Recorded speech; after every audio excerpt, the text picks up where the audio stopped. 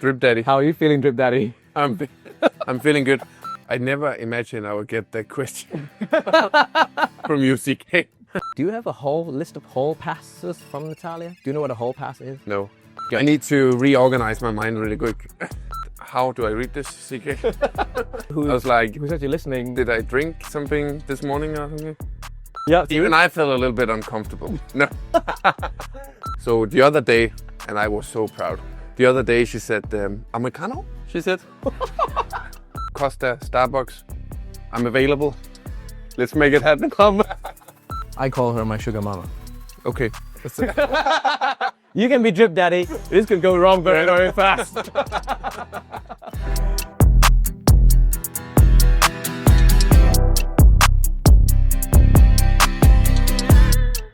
Hi everybody, welcome to the Average Not Average podcast. I'm CK. I'm Viktor.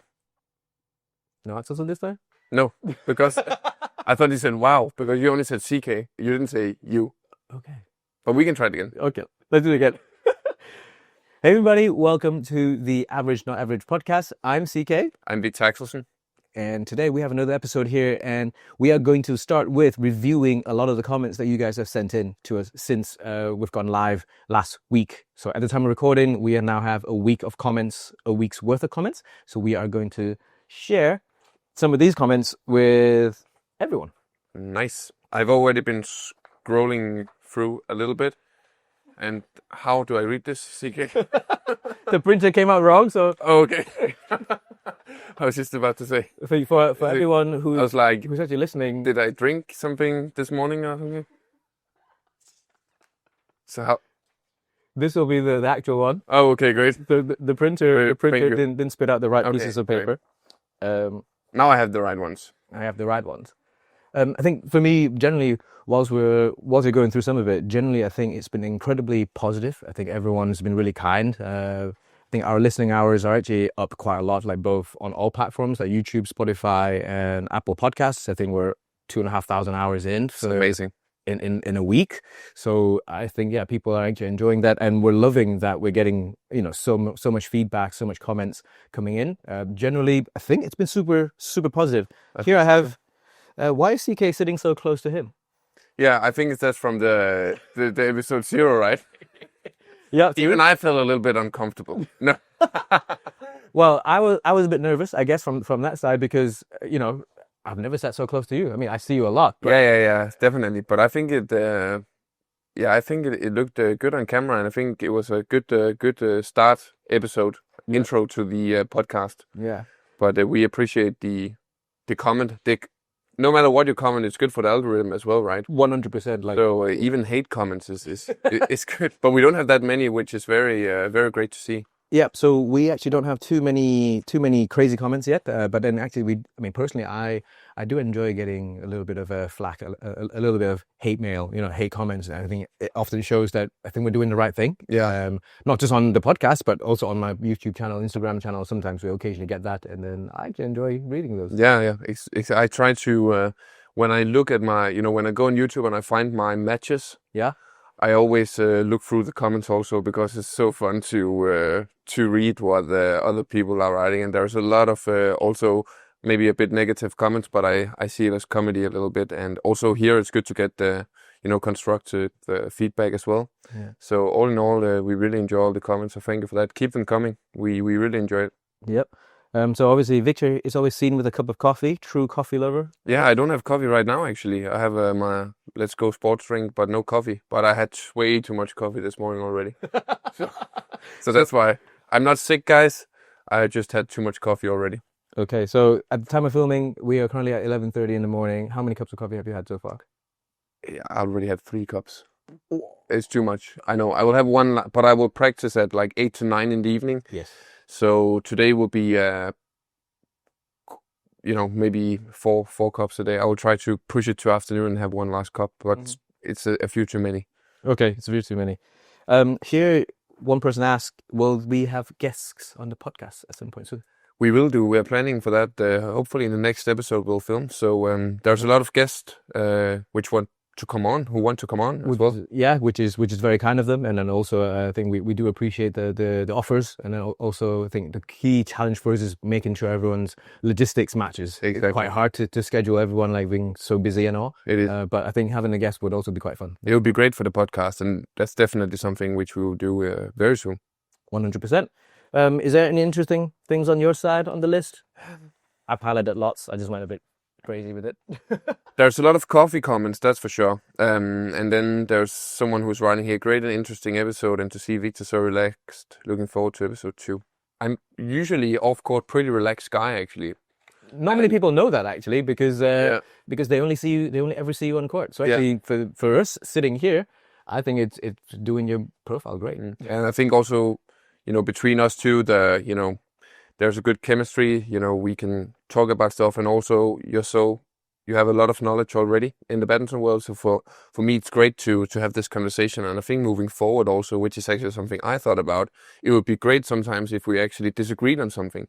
You can challenge me and I can challenge you. I think it would be great for the viewers as well and the listeners. Yeah. So, well, episode 2, make sure you listen in, because I think there are some agreements/disagreements going on a little bit. I think we discussed on huge important topics around the world of badminton tournaments. Make sure you listen in on episode 2. Okay. I mean, I'm loving a lot of these comments. Generally, they're all positive. They're all asking, why do we have our coffee cups on the floor for some reason? I don't know why, but we didn't have any coffee table. So, but we have now, but no coffee. So. Yeah, we have now, but no coffee. Yeah. Let me quickly go through one final one, and then we talked about this. I think a lot of people say you're the GOAT within these comments. I mean, how do you feel about being called as the GOAT? The GOAT debate in every sport is always something which people they like to talk about and they like to discuss. For me personally, I don't see myself as a GOAT. I'm very thankful and very honored and very proud of what I've achieved. If you look at results, I think there's no getting around that Lin Dan is probably the GOAT. But in my world, I'm just trying to reach my full potential. And the fact that I've won 3 Olympic medals, 2 gold, 1 bronze. So in that regard, if you look at that, I'm very successful in the men's singles when it comes to Olympic medals. But I don't really think too much about it, to be honest. I'm just taking one step at a time and very thankful for all the achievements I've been able to achieve. Mm-hmm. So we said that we weren't going to talk too much about badminton in this episode, but we will. What is the one tournament or a few tournaments left that you really want to win? I mean, you've won almost. To be completely honest, I've won everything I wanted to win twice a lot, many of them twice. Mm-hmm. It would be pretty cool to win some of the World Tour tournaments on the 750 and up, which I haven't won. I won all the Super Thousands, but Singapore Open would be great to win. Mm-hmm. That's one I need. So that one, I would say it would be pretty fun to win, because it's a tournament I haven't won before, and I love the city, I love the country, and yeah. It's a tough schedule, that one, because that one's a week before the 1000. That's the thing, yeah. And also you're just coming off, like there's Sudirman Cup, and then I'll probably play one of the 500s, maybe Malaysia or Thailand or whatever. Mm-hmm. So it's a pretty tough schedule there, very busy leading up to the summer. Yeah, very true. Viktor so relaxed, the love of the game, the structure, the flow, the knowledge, VA, brand promo. Yeah, I'm obviously my own collection here. Need to wear it. I've been a part of designing it and stuff, so we need to promote it. Why not? Why not? Yep. So one last one. I can promote the shoes here as well. For the guys that for the ones who didn't see that I'm wearing them, they're here. Yeah. But no, it's for me the most enjoyable thing has actually to have this relaxed format where you don't feel like you're sitting across of someone where you need to finish a sentence. That's the thing when you're doing interviews, or especially when you're doing like the short interviews, short style, you feel like you need to end because you have limited airtime or whatever. Here we can just talk. I don't know about you also as a, you do interviews, right? Yeah, we do. So the in-depth, which I think is what people crave, especially in the badminton world, not just short bits, but a longer format. Yeah. So in one of these comments, we had one internally with our own messages that we laughed a lot about, is you have a new nickname, actually within here, Drip Daddy. Drip Daddy. How are you feeling, Drip Daddy? I'm feeling good. I haven't really I haven't talked with Natalia, my wife, about my new nickname, but I'm not really sure she will agree to. Well, because in the comments, I look at Victor with the drip in all caps. I'm like, I love it. I want it. Where can I take my money now? Like, you know that meme. It will be available this year. I will actually go with Yonex tomorrow. We will have a big press conference. There will be more information about the VA line, and I'm looking forward to that, to share some more information about when it drops and stuff like that. But I appreciate the kind words. Yeah. In the meantime, Drip Daddy. Drip Daddy, not bad. Yeah, I didn't see that one coming. But yes. Yeah. Okay, so let's go back to coffee. So we both are often seen with coffee. So I have coffee every day as well. I have my own machine set up at home. I used to be a little bit of a coffee nerd, but now that because I'm traveling so much, sometimes it's quite hard to be quite strict with coffee. Like if you have certain requirements, then you often are disappointed because not often we can have the time to go into nice cafes and stuff. What is your setup? Also in the past, like you, I also had my own really professional coffee machine many years ago. Started, turning on the machine when I woke up in the morning, let it warm up and stuff like that, like a big ritual. Yeah, it is a ritual. It is a ritual, and I miss it as well. But now also, I travel a lot. We live in Dubai now. I didn't take the coffee machine with me, and I haven't invested in one yet, which I probably should.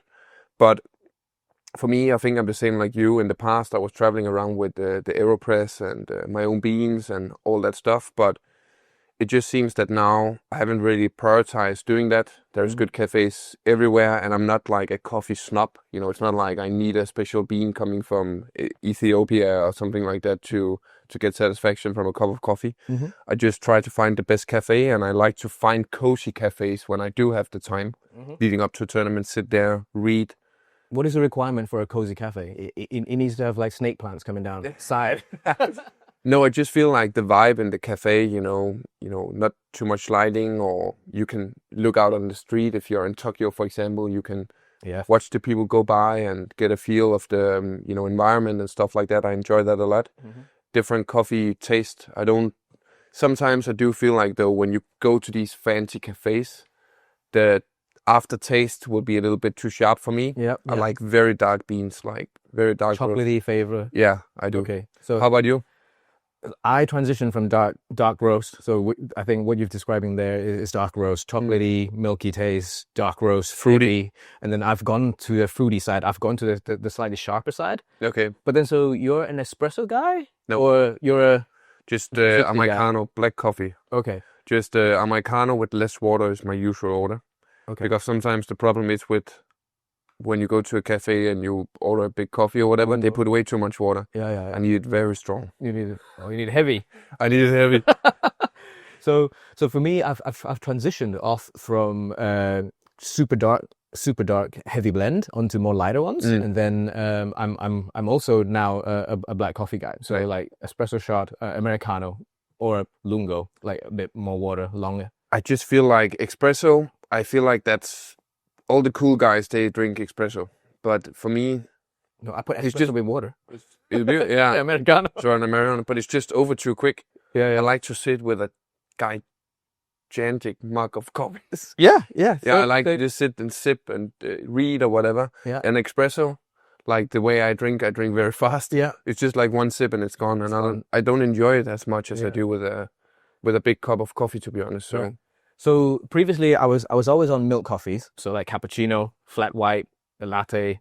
Yeah, but that's not really coffee. Yeah, but then for those, I finish them so fast because if they get cold, they're not nice. Yeah. Now, like in the house, we have a mug called like an ember mug. It keeps the drinks hot. Oh yeah, for like an hour. Like it has like a battery inside, and it just keeps the. You set it. There's an app. Yeah. How hot you want it, how cold you want it. Just put it there. That's pretty cool. And then I mean, could be a good gift for us if you're sitting out there and want to. Well, so Moses spent a few days in my house, and one day he's like, "What is the numbers on your phone?" Yeah, that's the temperature of my drink in my cup on the table. That's actually a very good idea. Yeah, so sometimes we think it's first world problems, but then if you have an Americano and you want it to sit there for a little while, you do want it to be at the right temperature. Definitely. And yeah, I think that's a first world problem a little bit, but now it's Americano for me. If I feel super fancy, I'll go back to milk coffees. Okay, that's we're similar that way then. We can still be friends. I hope so. Does Natalia drink coffee? Yeah, she does. Same. But I have a thing with Natalia is that she says, yeah, one Americano, and she never finishes that Americano. So it's always, the cup is always, she always leaves the cup half full, and then it gets cold, and then either she wants a new one, and then say, then just take an espresso with a little bit of water, then Yeah. again, first world problems, but we do enjoy having a coffee together, and especially in the mornings. Yeah. So will we see a Viktor Axelsen coffee shop somewhere at some point? That's out there, Costa, Starbucks, I'm available. Let's make it happen. But probably not. Margins are tight in the coffee world. Yeah, I think so too. It's very. I think the competition is huge. So no, but I really do enjoy coffee, and I always drink coffee before my games every day. I really enjoy it. Go for a walk. Yep. In the morning with a cup of coffee is something I enjoy a lot. Mm-hmm. It's just nice. Tell me a little bit more about the ritual you have. So every single match day, game day, you will have something on your Instagram story to say, game day, and with your Americano there. Yeah. Where did that come from? How did that start? And why do you keep doing it? I'm not sure we touched on it on another episode, but when it really started was when we were doing COVID, the first, during the lockdown still, we were in Bangkok for the tournament there. Yeah. There was a free tournament. Yeah, exactly. And I was in the room, everything was wrapped in plastic, and it was very extreme with all the regulations. And every day I walked 10,000 steps around I had a little bit of a bigger room. Uh-huh. So my ritual was like, I walked 10,000 steps a day leading up to How long did it take you?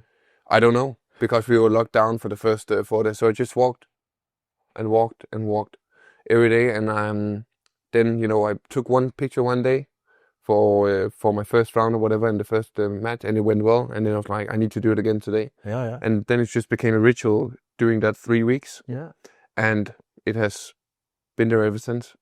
It's like 4 years in. Yeah. It's now And a ritual. it's now a big ritual. Yeah. I never skip it. Do you actually ever check your Instagram stories analytics? Do they actually react higher? Like, do people react higher? I don't really check, but the funny thing is that if I forget it or if I do it a little bit later up in the day, I will get fans write me like, "Where's the coffee pic?" Exactly. Yeah. It's now a thing. Yeah, it's now a thing. Yeah, exactly. So it's pretty cool. Yeah. We need to do T-shirts with the coffee day. With the coffee. It'll be pretty cool. We got a coffee brand, Starbucks. Like I don't know, Luckin Coffee. Yeah, Victor's available. Good. Yeah. Can use my Mandarin. Yeah, exactly. Sure. So again, are the girls into coffee, or you're keeping them off coffees for now? No, but the funny thing, Aya, she's 2 years old. That's our smallest one. Yeah. And when she's bathing, we always have a lot of bath toys and stuff, and we have a coffee mug. So the other day, and I was so proud. The other day she said, "Americano?" She said. And I said, "Yes, please. I would like one Americano." And then she puts water in it, and then we, plate it, I sip it. But usually you just say coffee. Yeah. And now she say Americano. Wow. So maybe there is an Americano drinker in the making there. So. Yeah, but I mean, a bit early for two, but she's probably, and they have plenty of energy. Yeah. I don't want them to get the caffeine as well. So we'll wait many years, hopefully. Yeah. And so, okay, now moving on to the girls. Obviously, life outside of badminton. What does an off day for Viktor Axelsen look like? Like, just try to spend as much time with the family as possible. Usually we go to, when we're in Dubai at home, we there's so many activities you can do. We go to the swimming pool. We are very fortunate that in the apartment building we have like a good pool. We also have a playground. So we go there. Otherwise we go to like jump and fun, where they can jump on trampolines and burn off some energy. Yep. Like your Instagram story yesterday, where we actually literally know where that is because it's outside the hook. Yeah. That's in Denmark. Yeah. So we always try to do something where they can move around. They have a lot of energy, so obviously as for and two, so we need to get out and move. So that's usually how an off day looks. And then Aya, she's still, she needs to sleep during the day for her nap. And then with Vega, we just play. And Aya, she likes to do circle time when she's in her room because they do that in the nursery. So you sit around and then you do stuff on the floor or play cards or whatever. Yeah. So basically, I just try to spend some time with them, especially when I'm traveling so much. those days we try to spend together. Mm-hmm. And then what does off season look like? Does it actually even change? Like the routine's the same, you know, like get up, try and spend as much time as possible with the girls. Do you take them to school sometimes during the off season when you? Usually Natalia puts them to school, and I try to pick them up whenever I can in the afternoon. Mm-hmm. There is a lot of there is really no off season for us, CK. To be honest, You have 2 weeks. you know, yeah, exactly. So I don't know what an off season would look like, but it would be great to have. Okay. And then do you find it hard in Dubai do you get noticed in Dubai much? Not really. Only if there's like tourists from Asia or if there's Danish people there. But in the Middle East, badminton is there, and there's quite a big, you know, still fan base who are playing, but not much. So it's actually very relaxing for me to be able to walk around without having to, you know, I love taking pictures with fans, but it's also nice when I'm walking with the kids and Natalia that we don't get noticed that much. Yeah. So you get your own peace and quiet. Yeah. Have you ever needed security ever? Like when you're traveling around the world? You actually in had one? In India or China, sometimes I don't have personal security, but around the hotels and stuff like that, the fans can get really happy to see some of the players. So there is some security and stuff, but I don't have my own private security guards. Okay. What's the funniest or best things that fans have given you so far? Giving me, I've received a lot of stuff, but you know, oil paintings from Chinese fans. You know, very very nice paintings. Yeah. I remember clearly. So many small toys for the girls during the Bali when we were there under the lockdown as well. We received so many gifts for the kids, like toys and stuff like that. I remember that very clearly, but letters is something which I really enjoy reading. You know, how they have supported me for a long time, all the kind of stuff. How do fans get letters to you? Sorry? How do fans get letters to you? Usually they send it to the federation, and then when I'm back training, they collect it there. They will send it to my we have an office in Denmark. They send it there, or during the tournaments as well. Sometimes we get it. So fans can send letters to the federation. Yes. Okay. Is that like is that like a public facing PO box, or like? I think just if you go to Badminton Denmark's website, you can send it. How they'll probably receive. Because I mean that's a really cool initiative, because obviously I'm aware that certain sports they have like a division where, like marketing division, where people accept mail. So for example, like Formula 1, you can write into the teams and they will keep it for the drivers or someone.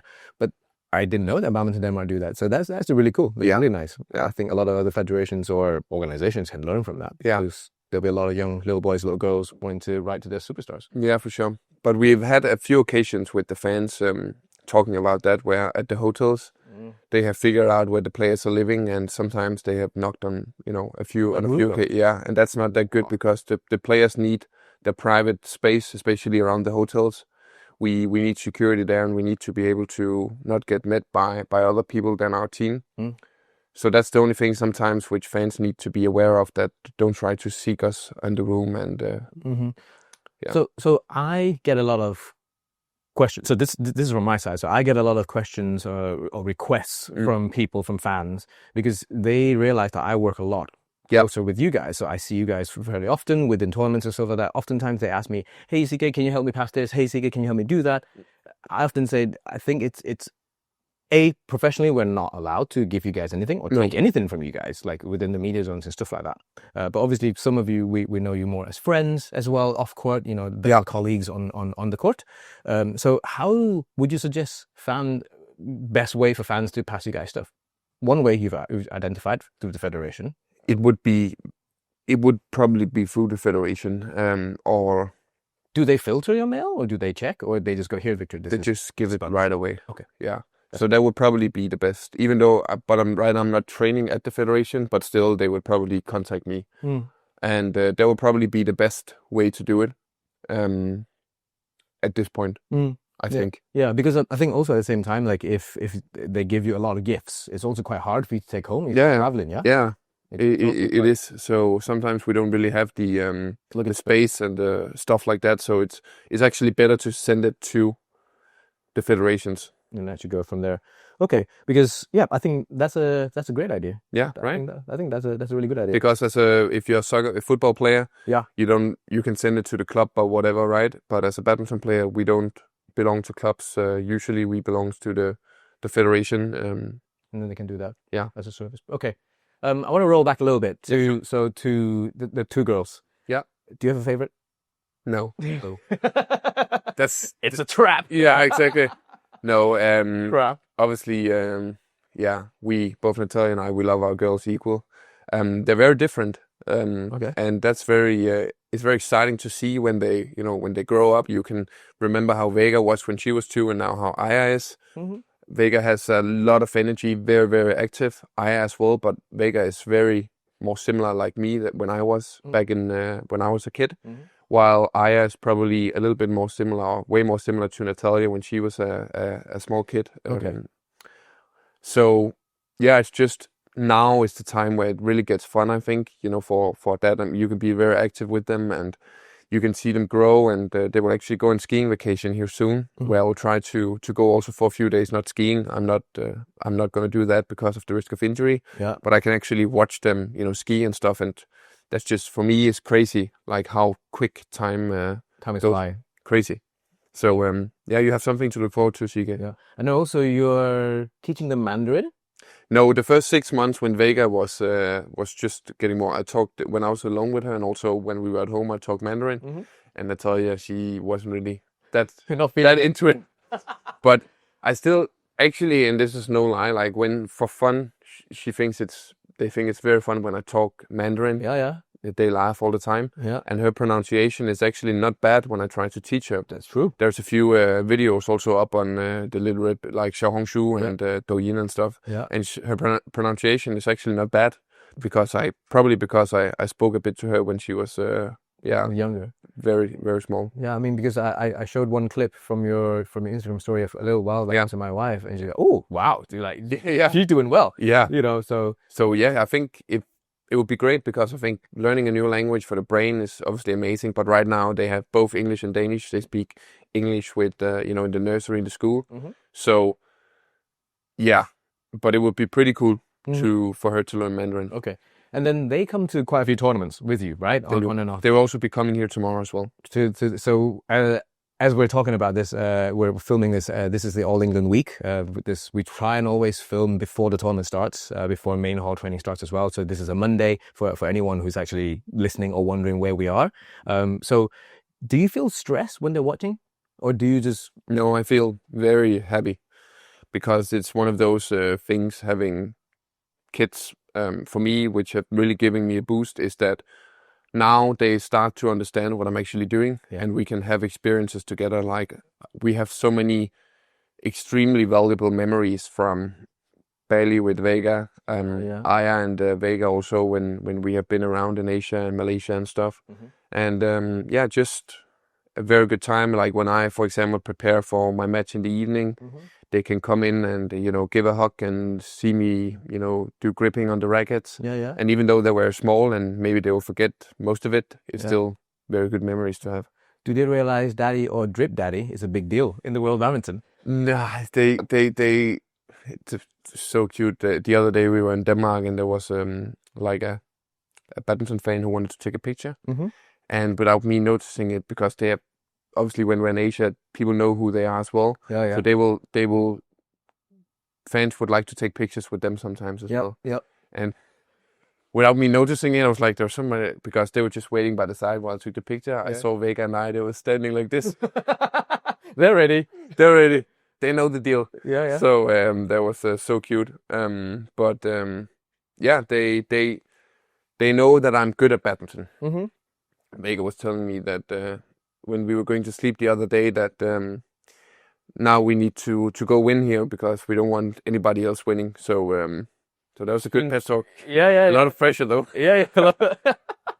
Well, you can see the competitive side in her, right? Because obviously Natalia, she also played at the national team together with you. So then, I mean, is there naturally a pressure within the family to go, okay, Aya, Vega, it's time for you to also play badminton? No, not at all. Actually, to be honest, I also think we have talked about it on many occasions, but being a badminton player, if you're not in the top, financially it can be quite a bit of a challenge. Also, it's a lot of travels.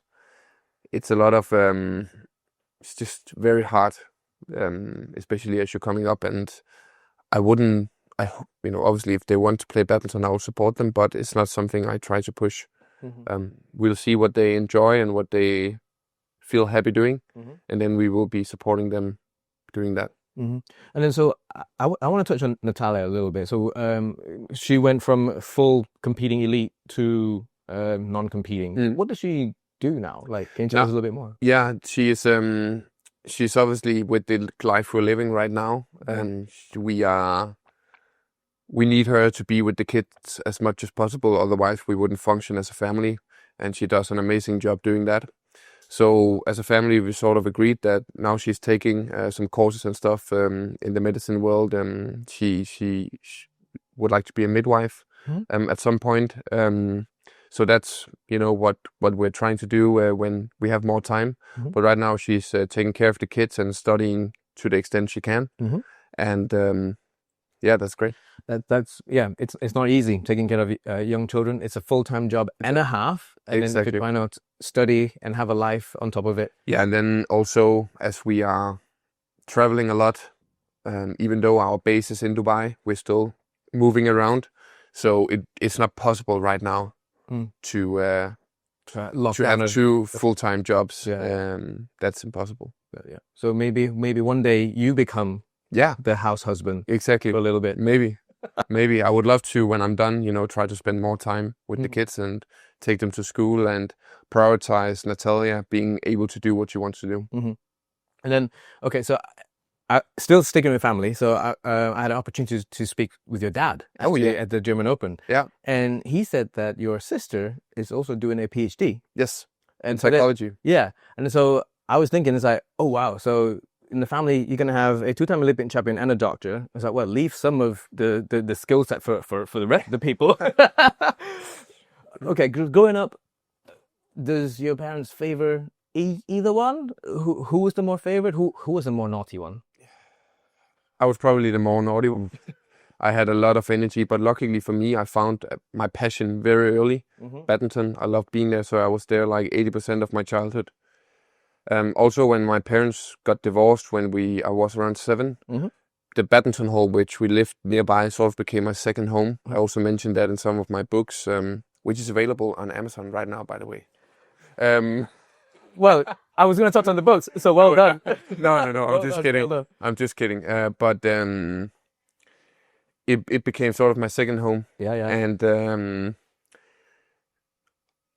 we didn't really, my parents didn't, same as we don't favor any of our children, we didn't do either. But obviously, me being very good at badminton so early, it meant that, there was a lot of driving around to tournaments. My sister was there supporting me at the tournaments and stuff like that. And my parents always tried to find that balance because there was a lot of time spent on me driving around. And I think they managed to do that amazing. So, yeah, it's always, because Johanne was also playing badminton as well. At a good level, yeah? Yeah, quite a decent level. Yeah. But then she was more she's the clever one. She's the brainy one. So, yeah, I'm very proud of her as well. Okay, but then we also see her occasionally at some of your bigger tournaments, say at the Olympics and stuff. She only flies in for the bigger tournaments. Only for the big ones. And then does she also more pressure? You have to win it, yeah? Yes.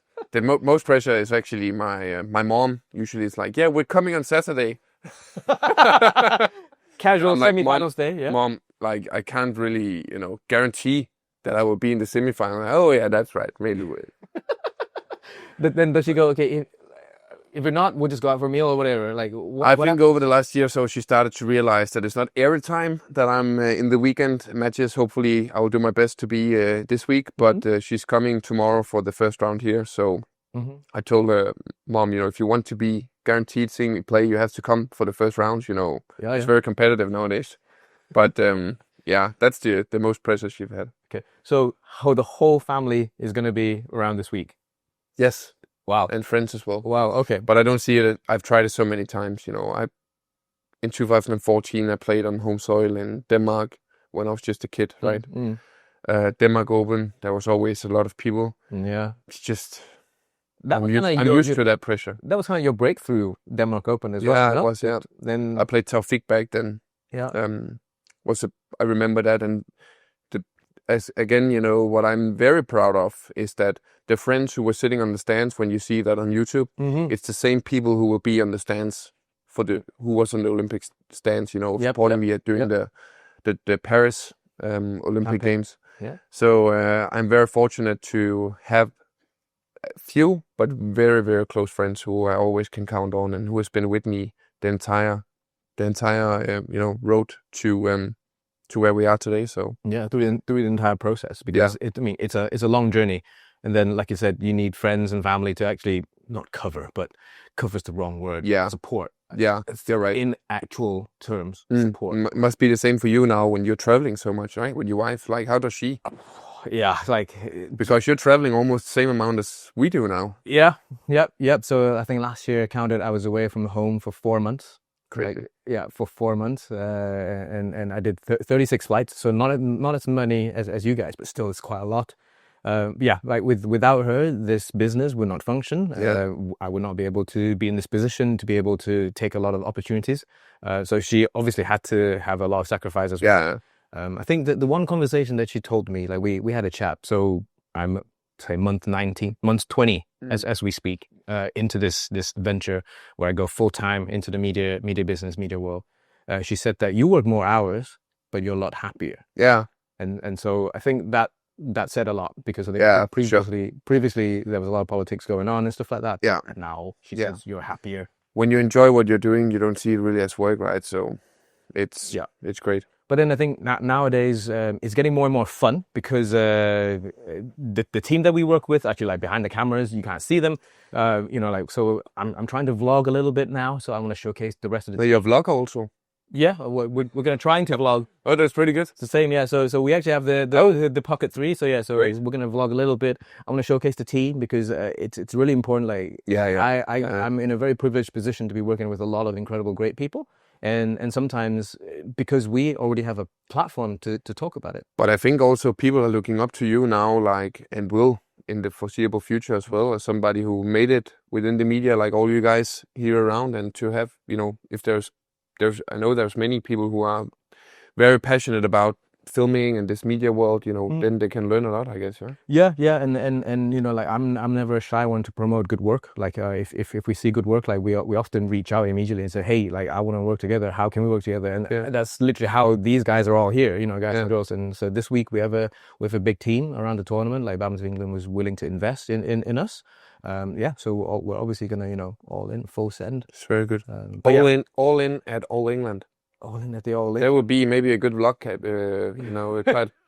well, we're going all in at All England. Yeah, we're always all in. Yes, we're always all in, because we're always learning new things, new skills, and new experiences.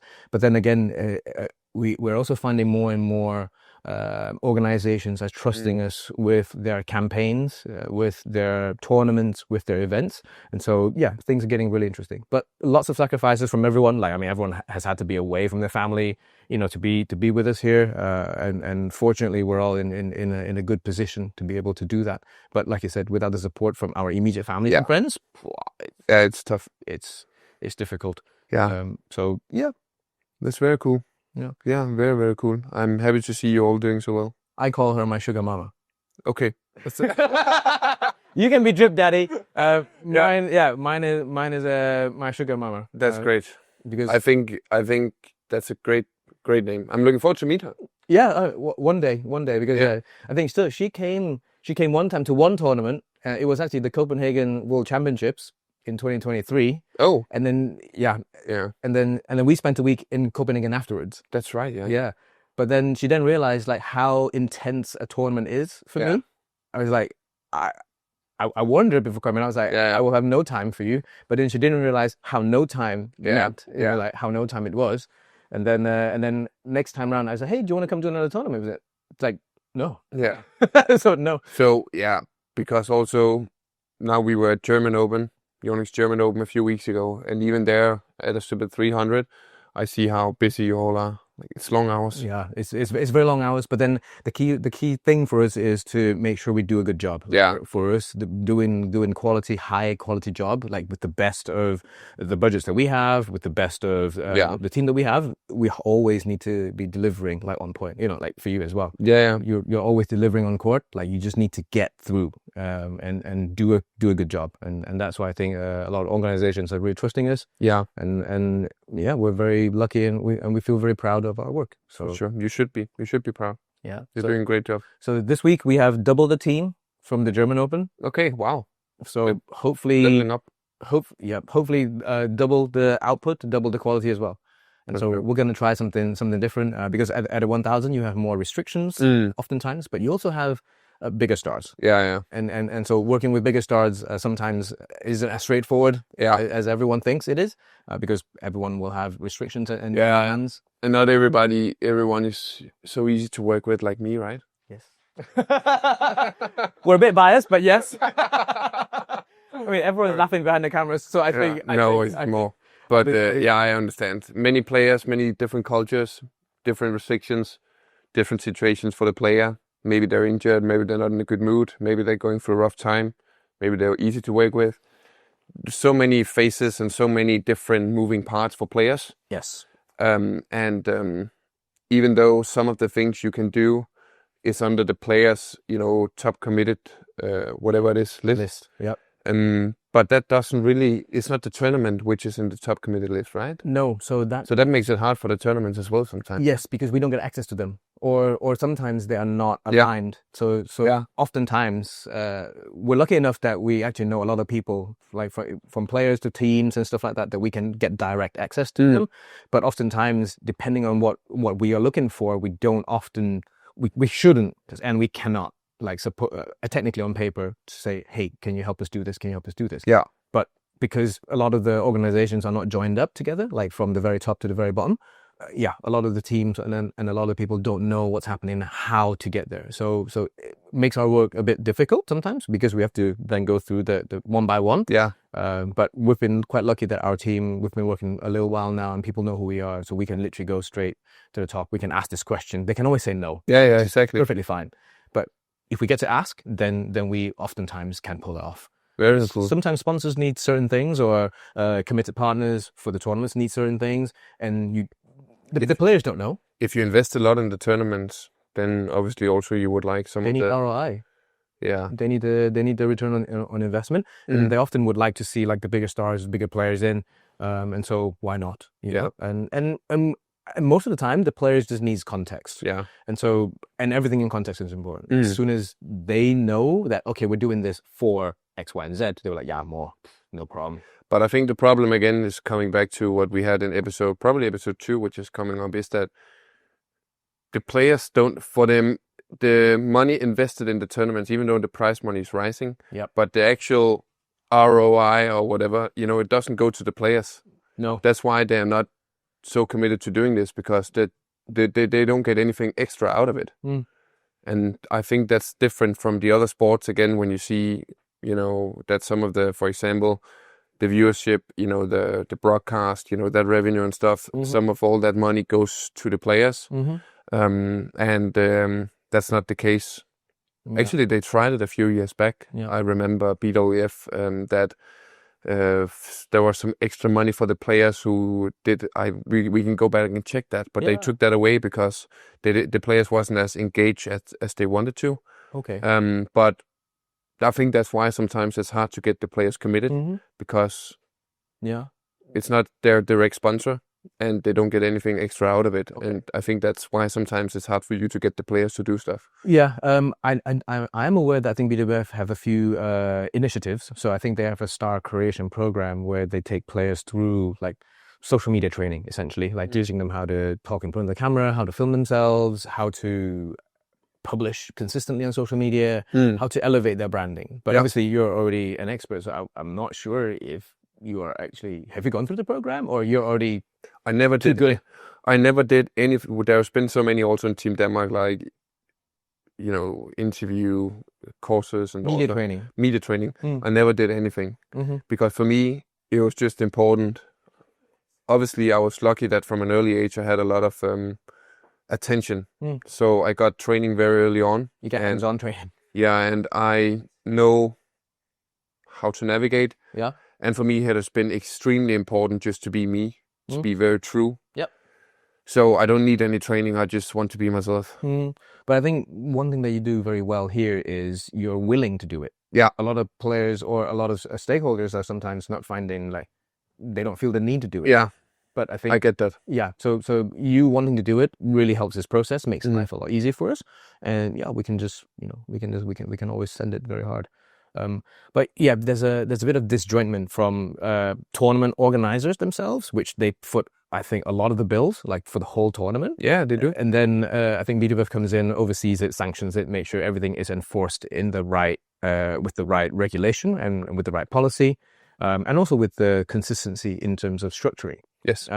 But then I do see from the tournament side not getting enough ROI back, or the sponsors of the tournaments not getting enough ROI back, and I think that's difficult. We're back to the same thing that we talked about in the other episodes. That there's too many, like, we don't work together as one big thing. There's too many sides. Everyone's looking in. Everyone working different. Everyone has different interests, and that's what I see is the challenge for the sport at this moment. Okay.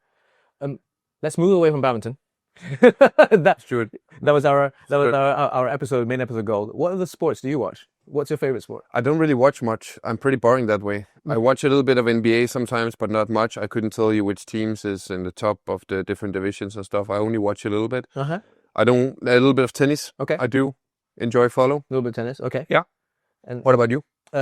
Formula One. I'm a real Formula One nut. I grew up watching NBA as well. Yeah. But Formula One is my first real love. Yeah, that's pretty cool. Also, they have done very well when it comes to PR and stuff like that. Amazing. After it got sold, right? No. Somebody took over, right? A few years ago. Liberty Media, yes. Yeah. So I think Bernie Ecclestone had to sell to Liberty Media, or Liberty Media came in and took over. But they did well. They did very, very well. Yeah. And Liberty Media now also has mostly GP. So they also bought MotoGP, and they have a huge portfolio, which is absolutely incredible. But they're willing to spend money, and I find that their marketing tactics are always like the benchmark. Yeah. Like the amount of production, the quality of production, the teams that they have. Yeah. So I'm not sure if you're aware, in Formula One, their film crew travel from race to race. That's why it's so consistent. It looks consistent in every single race they do. Yeah, but that's the same as with the whole setup and the teams, the mechanics and it's just one traveling circus. Yep. Maybe they have 2 or 3 traveling circuses. Yeah. Everyone does the same thing. That's pretty impressive. But the level of investment and training required to get to that level, crazy. Yeah. I hope badminton get to that stage one day, but I think realistically we're still very far away. Yeah, that's far away. We're still very, very far away. Yeah. I think we're quite lucky that we're able to work, for me, with my same team most of the tournaments, most of the time. I think everyone's also trained really well. Like now, we can set up teardown fairly fast. Definitely, yeah. And everyone knows what they're doing. Everyone's a specialist from that side. I can also see that I think our crew here behind the camera, it feels a bit cold, yeah? I feel fine. I'm fairly warm. I'm a Viking. Oh, the camera's overheating. Yes, so okay. We turned it on. Turn it on big time. Okay. The camera is overheating. Yeah. Oh, really? Wow. They're working very hard. Yeah. They're working very hard. Well, we're almost done, but then we will stop for a little break when they do, because I do have one question that literally slipped my mind. That was one of the main questions that I wanted to ask today. It's also revolves Natalia a little bit. Yeah. Do you have a whole list of hall passes from Natalia? Do you know what a hall pass is? No. So hall pass is so they're all laughing and giggling behind the background. Yeah. So hall pass is a list of names, normally 3 to 5 names, that your other half will allow you to spend the night with, often sleep with. But I never imagined I would get that question from UCK. Well, because this is more of a funny joke. Yeah. I mean, you don't have to sleep with them, but is there people that you want to spend time one evening with? No, but if I ask her if she wants to have a hall pass list, I'm sure she could find. Hall pass list for Natalia could be like maybe, I don't know, Brad Pitt. Yeah, exactly. That type. She can probably find some actors and stuff like that, Yeah, which yeah. she thinks is very handsome. But we never really joked or talk about that actually. I mean, Or maybe I will call her after this and say, CK, he was asking if I had a hall pass. yeah. Who would Natalia give a hall pass for? Yeah. Yeah. Do you and your wife? So for me, it'll be Barack Obama. Not that I need to sleep with Barack. I know, I think I completely misunderstood the question. Yeah, but so Okay, I mean, maybe if but maybe we should just end the episode here as. Well, no. If I rephrase it a little bit. Okay, so that okay. Probably Different camera sound. Okay. Who would you like to spend an evening with? It doesn't have to be sleeping together. I need to reorganize my mind really quick. For me, I'll start first. So what do you think? So for me, I would love to be able to have a meal, sit down meal with Barack Obama. Like, I would love Warren Buffett and Charlie Munger. oh yes. Yeah. Them two So, would be really interesting. Those two. But you camera off. Oh, we just get into the good part because Warren Buffett and Charlie Munger. I'll have to save it. I can't say it yet. So sorry guys, we had a camera overheat. I guess we need better cameras or cooler rooms. We were talking about hall passes, and we talked about one of mine being Barack Obama. I would love to spend an evening with Barack. I will let you use your imagination. Yeah. How that would go. But I imagine it would be great talk. For sure. Obviously, very interesting person to be talking with. For me, it would be probably Charlie Munger and Warren Buffett. I've always been very interested in investing and stuff like that. And I'm actually already started a business with a friend who's coming from the investment world about, in this field. So this is something we can talk about in the future when we go live with that. Yeah. I would love to spend an evening with them talking about their lives and their philosophies and their investment journey. Do you like Coca-Cola though? Because I think both of them really. They really enjoy Coca-Cola, but they have been investing in that for many years. I don't. It's very seldom I have a Coke Zero. Is it? No, not as much as them. No, yeah. So I promote my VA line like they promote Coca-Cola and McDonald's. Yeah, exactly. Yeah. So I here's a little tip. CK guilty pleasure is Coca-Cola. Coca-Cola. Yeah. Normal or zero? Normal, but then now I'm on zero a lot. Okay. But like I like the normal stuff. Yeah. Like even last night we were at the burger place. I had a cheeky one. The guy brought the glass over. I had a sip. I said, "This is zero." Yeah, this is not even the real We're thing. gonna go different. It's okay. Yeah. I think it's only fair with a lot of work you have this week. So you should enjoy yourself. So I think that's the first one I've had all week. So pretty good. So that's okay. Yeah. Yesterday was Sunday. So yeah. Great. Charlie and Warren. Any more? There will be more for sure. Roger Federer. Wow, Roger. Okay. I would love to. Yeah. Also because like from a branding perspective and how he has, transitioned afterwards, I think he looks very content with what he's doing and really happy where he is. Just seeing him around on the different platforms and what he's doing. Yeah. I think those three would be very interesting to have a talk with for sure. No ladies? Of course, there will be many interesting. Interesting individuals, but just on top of my head, Serena Williams probably would be pretty interesting also from potential like individual sports, and she's been so successful and also coming from like her childhood and stuff like that with her sister. Yeah. That'll be pretty interesting to talk with her about as well. Yeah, true. Queen of Denmark?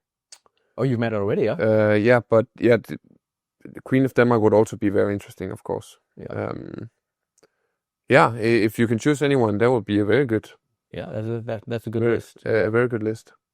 Yeah, for me, it was Barack and Barack. And who else? Barack. I would love to have a Lewis Hamilton. Yeah, So obviously with his background, with the amount of work, like the I guess positivity. Yeah, that's pushing out into the world. I think obviously sometimes I do have to remind myself that I'm the minority Yeah. in Europe sometimes, and then obviously I don't feel it as much as he does. No. Because the people that I do work with is extremely professional. Yeah. But occasionally you will still get it. Yeah, for sure. But you cannot avoid it. No, It's for just sure. how we live with that. Yeah. But it's quite inspiring seeing him push. For sure. You know, seeing him push. In terms of ladies, what's it called? I had one in mind. It's not coming. No. I will come. Maybe I should say like Jennifer Aniston or something. Yes. There was also just be conversation. No, dinner. We go dinner, and I mean, this could go wrong very fast. Yeah, because the team behind the cameras are saying thumbnails already. Yes. It's like imagining this popping up. Yeah. Yeah, like the clickbait. Yeah, title. clickbait title. Yeah, clickbait Pretty good. title. Yeah, you would just hold dinner, yeah. Yeah. I mean, maybe I could also ask, Natalia, how is it like living with Viktor? Or She would probably say it's a nightmare, she would say. He's horrible. No, but I also said to her, come on, join the podcast. Yeah. Let's have a... It would be pretty cool. Yeah, I don't know if I dare to do it. She will probably... It might have to be an episode where you're not in. Exactly. It's probably the best thing. Otherwise, it would be 1 hour long. Therapy fest? Yeah, exactly. You can be a therapist also, see. You have the glasses. I have the glass. I feel like... You have the sofa now. Yeah, the sofa also. We have the sofa now. We have the sofa, and then I have the chair here. Yeah. But yeah, like it's been super fun. Like It's been amazing. Once again, TK, I really enjoyed, and hope you enjoyed it as well out there, listening or watching. I think as a follow up, I think you have to go home to Natalia and ask her what is her hall pass list. I will. And then we come back at a future episode and we talk about it. Maybe with her personally. I will ask her tomorrow. Yeah, you can. Oh yeah, she's coming here. Well, yeah. Yeah. So ask her, and then hopefully we get her on one of the formal episodes in the future. For sure. Okay. So that's it from this episode, guys. I hope you all enjoyed it. This was a much more casual, lifestyle-based, non-really badminton-focused one. I think we really wanted to get that one out of the way. We wanted to try it, and then keep the feedback coming, guys. Make sure you subscribe. Make sure you follow us on Spotify, Apple Podcasts, YouTube as well. And we always have extra content on Instagram. So check us all out and let us know if you like it, if you don't like it, what topics you like us to talk about. Exactly. What's your hall passes? Also that. Hit us up in the comments, and thank you once again. And TK, always a pleasure. Always a pleasure. Yeah, good luck Always this week see you. for both of us. Yep. And we need to find a ways to store these bottles. Like we get comments about where we leave our coffee mugs, and now we just have water bottles around. Yeah, but it wasn't me who... True. Hydration sponsors. If you're a hydration sponsor, we would love to have you on. Please come hit us up. Imagine your brand. Let's go. We'll see you in the next one. That was good. I really enjoyed this one. That was very good.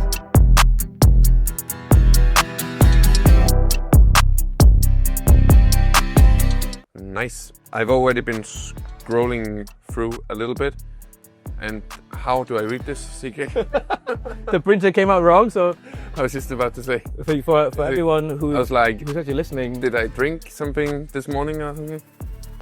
Why is CK sitting so close to him? Yeah, I think it's just from the episode 0, right? Yeah. Even I felt a little bit uncomfortable. No. Drip Daddy. How are you feeling, Drip Daddy? I'm feeling good.